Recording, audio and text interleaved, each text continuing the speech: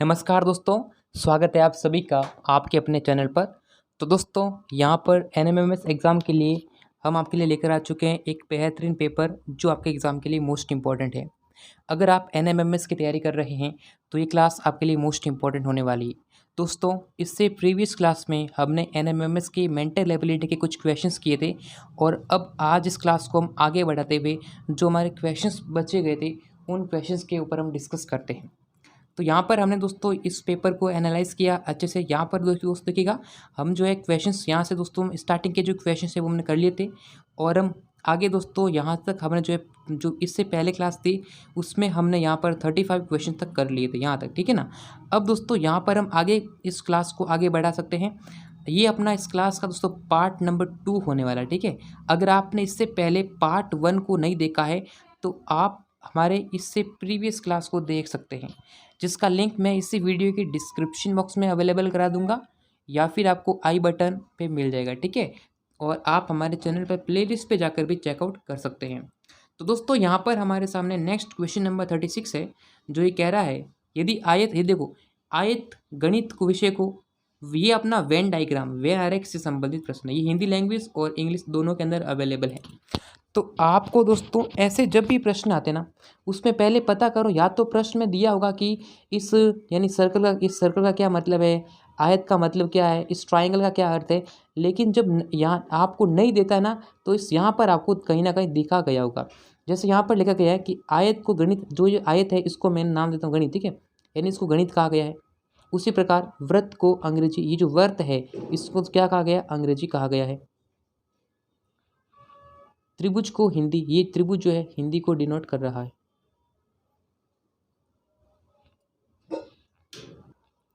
ठीक है ना। तो एक सेकेंड, थोड़ा सा यहाँ पर थोड़ा सा दोस्तों यहाँ पर मैं आपको वापस से बता देता हूँ। तो हमने तीनों को बता लिया। अब यहाँ पर हमें प्रश्न पहला, अब देखो एक बार ये हो जाने के बाद हमें दोस्तों अटैक करना पर प्रश्न पर। तो पहला प्रश्न कह रहा है कि ऐसे कितने छात्र हैं जो सभी विषय में उत्तीर्ण हैं। ये किसको दर्शा रहा है, जो उत्तीर्ण हुए हैं, जो एग्ज़ाम पास किए हैं, ठीक है ना। उसमें पूछा है कि ऐसे कितने छात्र हैं जो सभी विषय में उत्तीर्ण हैं, यानी कि सभी विषय में पास हुए हैं। तो आपको ऐसा जब भी प्रश्न पूछे ना, अगर आपको पूछे टोटल यानी सभी में पूछे ना, तो आपको क्या करना पड़ेगा, उस वस्तु को देखना है, उन नंबर को देखना है जो तीनों में कॉमन दिख रहा है, तीनों में ऐसा नंबर जो तीनों में समाहित हो रहा है। तो ये देखो ये भी सेम चित्र है, ठीक है ना। तो यहाँ पर देखो, यहाँ पर समान कौन सा, देखो ऐसा कौन सा है जो हिंदी में भी आता है, गणित में भी आता है और अंग्रेजी में भी आता है। तो दोस्तों ये देखो यहाँ पर ये जो नंबर है ना इस सर्कल में, तो ये जो 6 नंबर दिख रहा है ना वह इस तीनों में आ रहा है। तो यहाँ पर 6 आंसर हो जाएगा। अगर दोस्तों 7 की बात करें तो देखिए दोस्तों, अब 7 क्या होगा, इस आयत में आ रहा है, इस त्रिभुज में आ रहा है, लेकिन वर्त में आ नहीं रहा, तो आयत वाला गलत हो जाएगा ना। 8 की बात करें तो 8 कहाँ पर है, 8 तो ऑप्शन में भी नहीं है। फिर दोस्तों बात करें 10 के बारे में, तो 10 यहाँ पर 10 है, 10 सिर्फ वर्त को कर रहा है यानी अंग्रेजी को कर रहा है, तो ये आंसर नहीं होना चाहिए। तो इस प्रकार से आंसर हो जाएगा। अब अगला प्रश्न क्या पूछा गया कि ऐसे कितने छात्र हैं, how many students passed only in Hindi subject. ऐसे कितने विद्यार्थी हैं जो सिर्फ किस में, हिंदी में पास हुए हैं, हिंदी में पास हुए, ओनली हिंदी में। ओनली, अगर आपको ओनली कह दिया तो दूसरा गणित और अंग्रेजी को नहीं देखना है, ओनली हिंदी कैटेगरी वाले विद्यार्थी को देखना है। तो पहले पता होना चाहिए हिंदी किसको बता रहा है दोस्तों, त्रिभुज बता रहा है, ठीक है। तो त्रिभुज सिर्फ ऐसा कौन सा है जो त्रिभुज होता है, ओनली त्रिभुज में आता है। तो आप देखेंगे दोस्तों 7 नहीं आ रहा, क्योंकि 7 को आयत भी घेर रहा है। तो यहाँ पर सिर्फ त्रिभुज वाला कौन सा हो जाएगा, 16 जो है ना वो सिर्फ त्रिभुज को ही बता रहा है। तो आंसर क्या हो जाएगा मेरे दोस्त, 16 इसका करेक्ट आंसर हो जाएगा। दोस्तों अगर आपको एनएमएमएस के मॉडल पेपर, इंपॉर्टेंट क्वेश्चंस और प्रीवियस ईयर की पीडीएफ प्राप्त करनी है तो आपको सिंपली गूगल ओपन करना है एंड गूगल पर सर्च करना है studymandir.com। क्या सर्च करना है, studymandir.com गूगल पर सर्च कर लेना है। एंड यहाँ पर आपको सर्च करने के बाद जो फर्स्ट नंबर वाली वेबसाइट है इस पर आपको सिंपली क्लिक कर देना है। जैसे ही आप यहाँ पर पहुँचते हैं तो आपके सामने इस प्रकार का इंटरफेस देखने को मिलेगा स्टडी मंदिर का। तो आप नीचे स्क्रॉल करेंगे दोस्तों, यहाँ पर एनएमएमएस के बारे में यहाँ पर आपको डिटेल मिल जाएगी। तो लिंक इन डिस्क्रिप्शन, यहाँ से विजिट अब बाकी के जो प्रश्न हैं वो आपको खुद करने हैं, क्योंकि तीनों प्रश्न सिंपल क्वेश्चन हैं, इसमें कोई दिक्कत नहीं होने वाले हैं। 2 क्वेश्चन मैंने करा दिए, आपको इस क्वेश्चन का लॉजिक बता दिया, किस तरह से क्वेश्चंस करने हैं। बाकी आगे पेपर की प्रैक्टिस तो आपको ही करनी पड़ेगी। Is that clear? चलिए नेक्स्ट क्वेश्चन की तरफ मूव करते हैं। तो पेपर का लिंक मैंने नीचे डिस्क्रिप्शन बॉक्स में दे रखा है, और आप दोस्तों हमारे जो है NMMS का मैट का ऑनलाइन कोर्स भी परचेस कर सकते हो, जिसमें आपको ये सारे जो मैं आपको करा रहा हूँ वो सारे कोर्सेज हमारे एप्लीकेशन पर अवेलेबल है। तो आप हमारे ऐप को डाउनलोड करें, जिसका लिंक इसी वीडियो के डिस्क्रिप्शन बॉक्स में दिया गया है। वहाँ पर आपको इसका यानी ये जो पूरा हमने जो है पूरा कोर्स कराया गया है, Venn diagram, coding, decoding, direct test, blood relation, सब कुछ जो है तैयारी पूरी कराई गई है। तो आप एप्लीकेशन से हमारी तैयारी आप जो है हमारे एप्लीकेशन को डाउनलोड करके अपनी पूरी प्रिपरेशन को यानी कि तैयार कर सकते हैं, अपनी तैयारी जो है कर सकते हैं। तो लिंक आपको मिल जाएगा डिस्क्रिप्शन में। अब दोस्तों हमारे सामने नेक्स्ट क्वेश्चन पूछा गया, read the following information carefully and answer the questions given below. Answer the question numbers 41 to 43। दोस्तों ये पूरा प्रश्न सीटिंग अरेंजमेंट से रिलेटेड है। तो सीटिंग अरेंजमेंट में किस तरह से क्वेश्चंस को कर सकते हैं, अब ये आपको निर्देश दिए गए हैं, ठीक है ना, ये निर्देश दिए गए हैं, और इसी निर्देश के आधार पर आपको आगे आने वाले प्रश्न जो है करने हैं। तो अब हम यहाँ पर स्टार्टिंग क्या करनी है, पहले तो पूरा इसको समझना है। तो आप पूरा ध्यान से पूरा डेडिकेट होकर आपको यहाँ पर पढ़ना है, ठीक है। तो देखो दोस्तों पहला क्वेश्चन कह रहा है P, Q, R, S, T, U और V 7 मित्र है। कितने मित्र हैं? 7 मित्र है, तथा एक वृत्त के चारों ओर केंद्र की ओर मुख करके बैठे हैं। वृत्त मतलब दोस्तों सर्कल, सर्कल के चारों ओर यानी कहाँ पर देख रहे हैं, वो सारे सेंटर पर देख रहे हैं, यानी वो एक यानी गोल गोल ऐसे बैठे हैं ना, ठीक है। ये गोल गोल घुमाने वाला प्रश्न है। तो गोल एक सेंटर में बैठे हैं, यानी कि सेंटर की तरफ वो देख रहे हैं, केंद्र की तरफ वो देख रहे हैं, और बैठे कैसे हैं, ऐसे बैठे, ठीक है ना, गोल। तो अराउंड यहाँ पर देखो seating around circle facing the centre. तो ऐसा जब भी प्रश्न आता है ना, तो पहले एक गोला बना दो, ठीक है। क्या बनाओ? गोला बनाओ। जैसे ही गोला बनाया तो कितने विद्यार्थी हैं? 7 विद्यार्थी हैं, तो 7 विद्यार्थी को बैठा दो, ठीक है। तो यहाँ पर देखो 1 बैठ गया, 2 बैठ गया, 3 बैठ गया, 4 बैठ गया, 5 बैठ गया, 6 बैठ गया, और एक को यहाँ पर बैठा दो, कहीं पर बैठा दो, कोई दिक्कत नहीं। अब देखो पहली लाइन क्या कह रही है, फर्स्ट लाइन कह रही है कि VS के बाईं और दूसरे स्थान पर है। आपको पहले देखो जब भी गोल प्रश्न होना, तो पहले आप एक व्यक्ति की दिशा कहीं पर भी रख लो, चाहे यहाँ रखो, चाहे यहाँ रखो, यहाँ कहीं रख दो, सिर्फ एक ही रख सकते हो, ठीक है। बाकी इसके अकॉर्डिंगली होना चाहिए। तो पहला क्या कह रहा है, VS के बाईं और दूसरे स्थान पर है। तो पहले हमें S की पोजीशन पता होगी, तभी तो V का निकाल सकते हैं। तो V जो है S के बाईं ओर, तो यहाँ रखता हूँ S। अब S के बाईं, तो S दोस्तों S जो है ना वो यहाँ देख रहा है, ठीक है। ये सभी जो है यहाँ पर देख रहे हैं, कहाँ देख रहे हैं, बीच में देख रहे हैं, सेंटर में देख रहे हैं, समझ रहे हो। तो ये S देख रहा है, तो S का दोस्तों ये तो लेफ्ट हो जाएगा, और ये क्या हो जाएगा, राइट हो जाएगा, ठीक है। तो ये लेफ्ट हो जाएगा, ये राइट हो जाएगा। अब हमें किस प्रकार से करना, देखो VS के बाईं और दूसरे स्थान पर, तो S है, ये S का लेफ्ट ये हो जाएगा, ठीक है। तो यहाँ पर देखो ये फर्स्ट नंबर पर, ये सेकंड में, तो यहाँ क्या बच जाएगा, V बैठ जाएगा। तो इसने क्या कहा था, S के बाईं और दूसरे स्थान पर है, ठीक है ना। S के बाईं से कितने पर है, यानी जो सेकंड नंबर पर है, ठीक है ना, ये आपको पता चल गया। अब आगे कह रहा है तथा T एवं U का पड़ोसी है। दोस्तों तथा जो किसके बारे में कह रहा है, ये किसके बारे में कह रहा है, ये कह रहा है V के बारे में, ठीक है। लेकिन, किंतु, परंतु, और, तथा आता फर्स्ट पर्सन के लिए, जो, जिसका, जिसकी होना वो सेकंड पर्सन के लिए आता है। तो दोस्तों T जो है ना, सॉरी V जो है T और U का पड़ोसी है, यानी ये जो V दिख रहा है वो किसका पड़ोसी है, T का भी पड़ोसी है और U का पड़ोसी है। तो यहाँ पर T बना दूँ, यहाँ पर U बना दूँ, सॉरी हाँ U बना दूँ।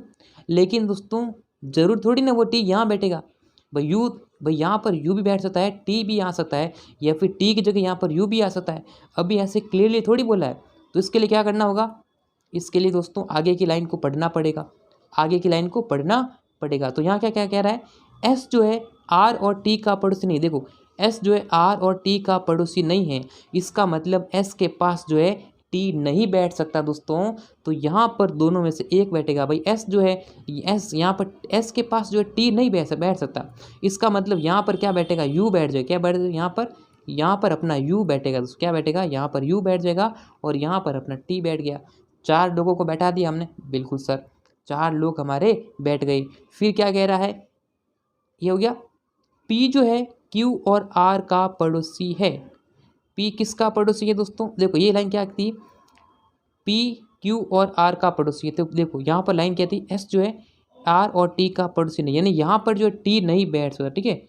यहाँ पर दोस्तों S जो है R, यहाँ पर R भी नहीं बैठ, यहाँ पर R जो है नहीं बैठ सकता। क्लियर है।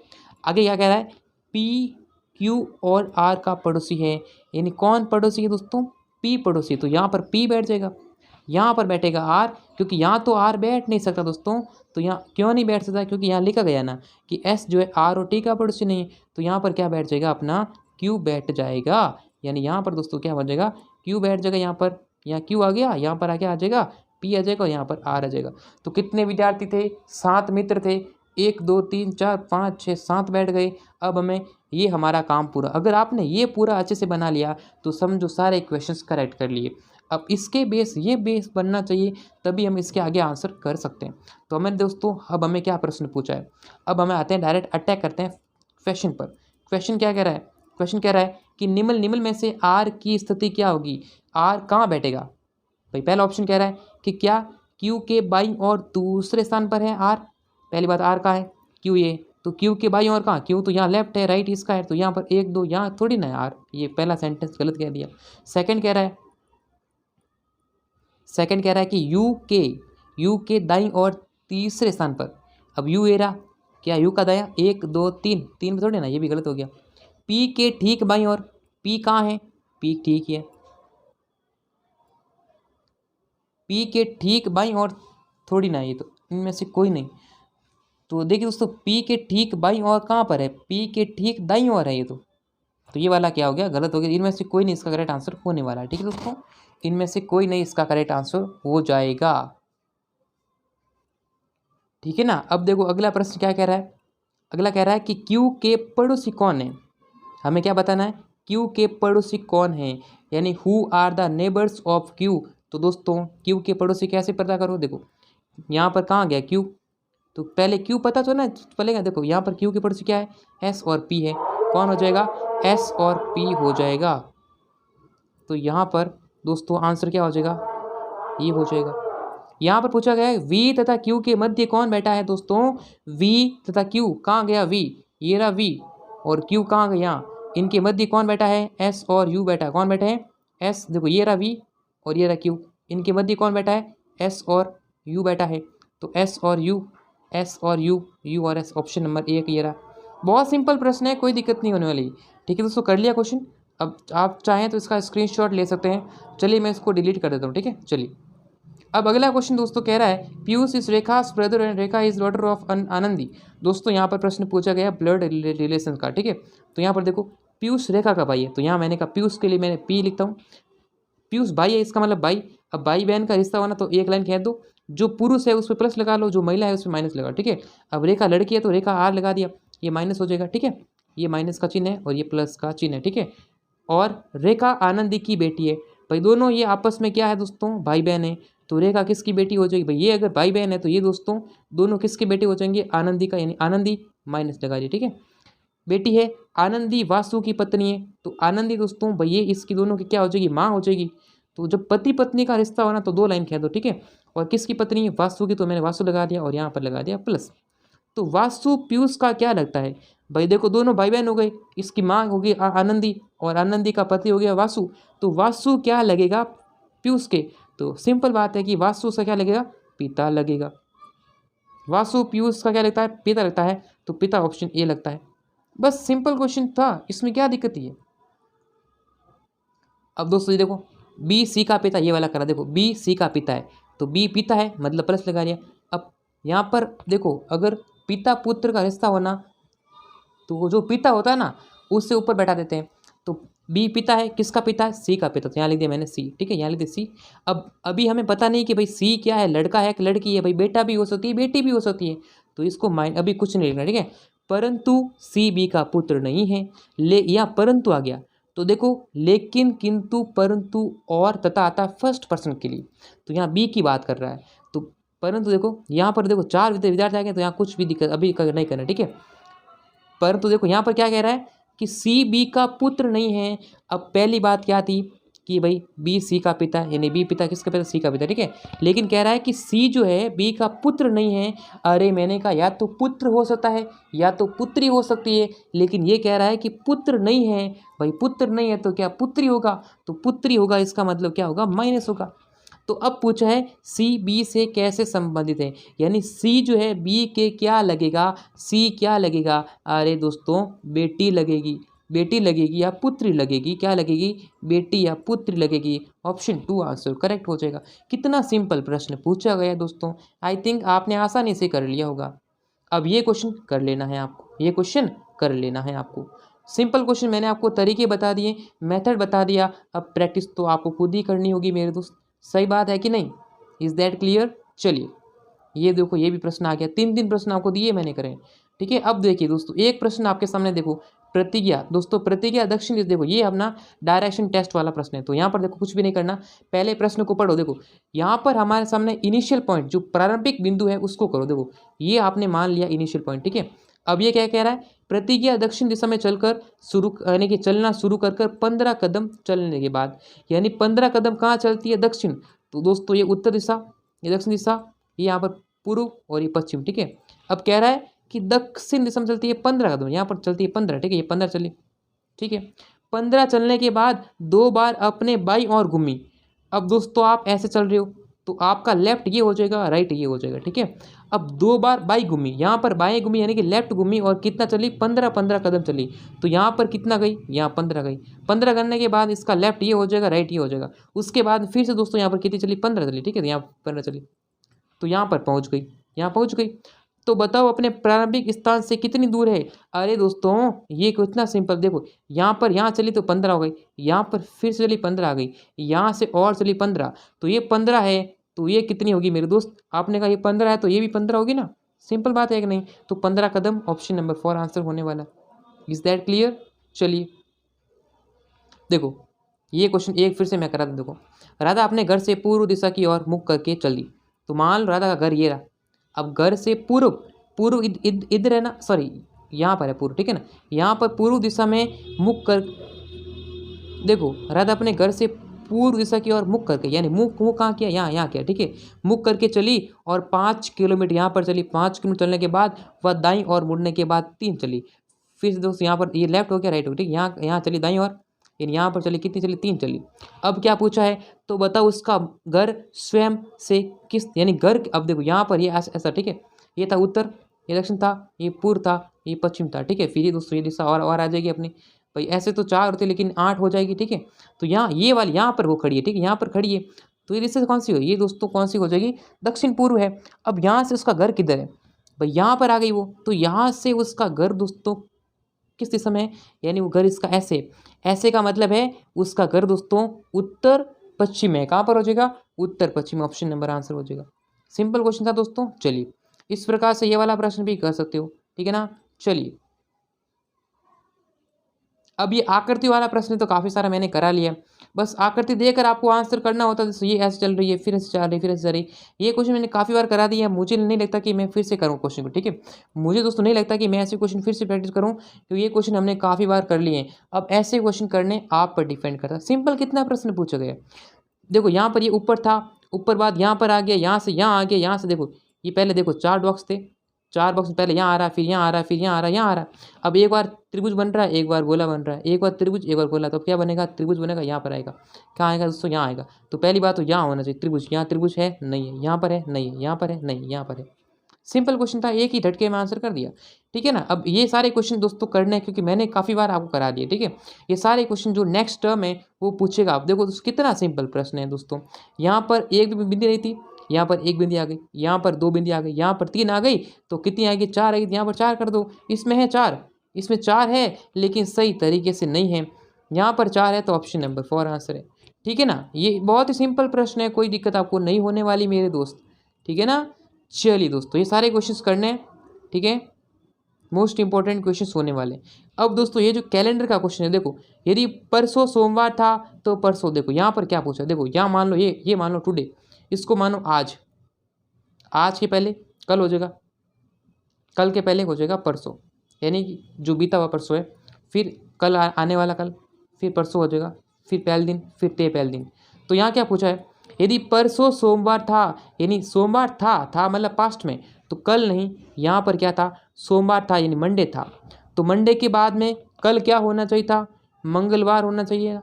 तो आज क्या है दोस्तों, आज अपना बुधवार है भाई, आज क्या हो गया, बुधवार हो गया इसके अकॉर्डिंग। तो परसों कौन सा वार होगा, तो कल क्या हो जाएगा, गुरुवार हो जाएगा। तो परसों क्या हो जाएगा, शुक्रवार होना चाहिए मेरे दोस्त। बिल्कुल सही कह रहा हूँ, नहीं कह रहा हूँ। परसों सोमवार था, तो परसों मतलब परसों सोमवार था, तो आने यानी बीता हुआ कल को मंगलवार था, आज बुधवार है, तो कल गुरुवार है, तो परसों क्या होगा, शुक्रवार होगा। ऑप्शन नंबर ये आंसर हो जाएगा, ठीक है ना। चलिए, फिर गांधी जयंती दोस्तों रविवार को मनाई गई उसी वर्ष बाद। यहाँ पर आपको दिवस पता होना चाहिए भाई, गांधी जयंती से 2 अक्टूबर है, ऐसा आपको पता होगा तभी आप आंसर निकाल सकते हैं। हालांकि कैलेंडर का अलग से मैं आपको ले लूँगा सेशन, ठीक है ना। अब देखो यहाँ पर पूछा गया कि लीप वर्ष। देखिए दोस्तों, ये सारे क्वेश्चन मैंने प्रैक्टिस करा रखे हैं, सभी क्वेश्चंस दोस्तों मैंने प्रैक्टिस करा लिए हैं। मैं आपको इस क्लास का मकसद ये है, इस क्लास का मकसद क्या है, इस क्लास का मकसद है कि आपको मैं प्रश्नों से रूबरू करूं कि आपके परीक्षा में कैसे कैसे प्रश्न आते हैं। मेरा कोई मकसद नहीं है कि मैं एक एक प्रश्न को सॉल्व करूं। अगर मैं एक एक प्रश्न को सॉल्व करूंगा तो दोस्तों इस यानी कि 90 प्रश्न आते हैं, तो 90 प्रश्न आने में दोस्तों कम से कम 2-3 घंटे का समय लग सकता है। इसलिए मैं आपको वही प्रश्न करा रहा हूँ जो आपको मतलब आपको बता रहा हूँ कि आपके एग्जाम में कैसे कैसे प्रश्न आते हैं। बस दोस्तों मेरा काम यही है, ठीक है ना। अब यहाँ पूछा गया कि कौन सा लीप वर्ष है। दोस्तों लीप वर्ष कौन सा होता है जिसके अंतिम 2 यानी कि अंतिम 2 जो आपके यानी कि क्या कहते हैं इसे, अंतिम 2 क्या कहते हैं, ये जो है ना अंक, अंतिम 2 अंक जो डिजिट है उनमें 4 का पूरा पूरा भाग जाना चाहिए। जैसे ये दोस्तों क्या है 1882 है, इसके लास्ट के 2 डिजिट क्या है दोस्तों, ये 82। क्या इसमें 4 का पूरा पूरा भाग जा रहा है, नहीं जा रहा है भाई। 4 एकम 4 यानी कि 4 दूनी 8, लेकिन 2 आने आ रहा, यानी पूरा पूरा भाग जाना चाहिए, ठीक है। जैसे ये देखो दोस्तों छिन्नू है, छिन्नू में 4 का भाग जा रहा है, 62 में 4 का भाग नहीं दोस्तों, ये क्या है, ये शताब्दी, ठीक है, ये तो क्या है शताब्दी, ठीक है। लेकिन ये दोस्तों लीप वर्ष देखो 12 क्या आ जाएगा, लीप वर्ष, ठीक है। यानी कि अंतिम के 2 अंकों में 4 का पूरा पूरा भाग जाना चाहिए। तो चिन्ह में दोस्तों क्या है, 4 का पूरा पूरा भाग जा रहा है, तो लीप वर्ष हो जाएगा, ठीक है ना। चलिए, अब ये दोस्तों ये वाला क्वेश्चन दोस्तों पासे से रिलेटेड मैंने काफ़ी बार करा लिया है, इसकी अलग से क्लास मैंने ले रखी है, लिंक मैं दे दूंगा डिस्क्रिप्शन, ठीक है। अलग से क्लास भी ले रखी दोस्तों, डिस्क्रिप्शन बॉक्स में लिंक दे दूंगा पासे वाले, ठीक है। सिंपल प्रश्न है, ठीक है।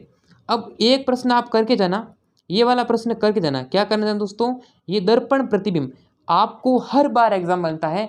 जैसे दोस्तों आपको जो टाइम मिलेगा, यदि घड़ी का वास्तविक टाइम 3:15 है तो दर्पण में क्या बनेगा दोस्तों। अगर घड़ी में दे रखा है, घड़ी में 3:15 है, तो दर्पण में देखने से क्या बनेगा, यानी कि if the actual time of the clock is 3:15, ठीक है, then the time of mirror image will be, यानी 3:15 को, यानी ये दोस्तों ये टाइम घड़ी का है, इसको कांच में देखने पर क्या टाइम नजर आएगा।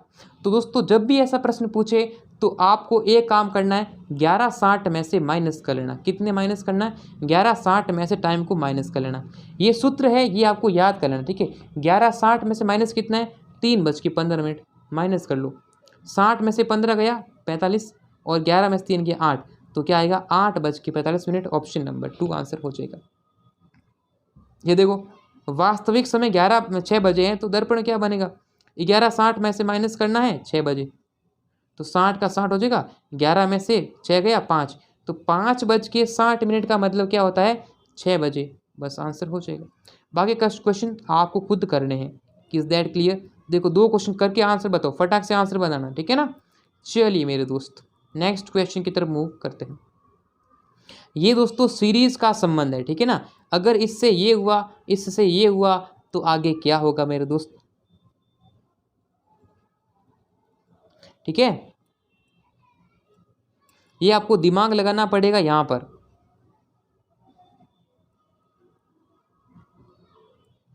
ये तो कर लेना भाई, ये जो इसमें लॉजिक बनेगा वही लॉजिक इसमें होगा, और इसमें ये लॉजिक होगा, ठीक है। मैं आपको प्रश्न बता रहा हूं क्या लॉजिक बनता है प्रश्न का। Is that clear. चलिए दोस्तों, अब ये भी ऐसा ही सवाल है, इसमें क्या दिक्कत है। ये देखो ये स्क्वायर से संबंधित होगा, क्या पता कुछ किस से संबंधित होगा। जैसे 3 का स्क्वायर है, ये 4 का स्क्वायर है, और ये अपना 8 का स्क्वायर है।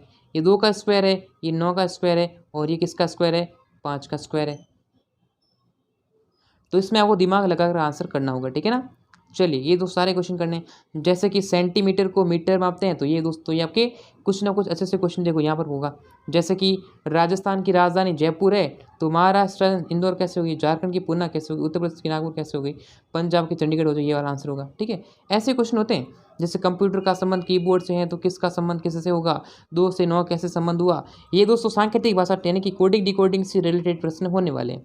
ठीक है, कोडिंग डिकोडिंग से रिलेटेड होने वाले हैं प्रश्न मेरे दोस्त।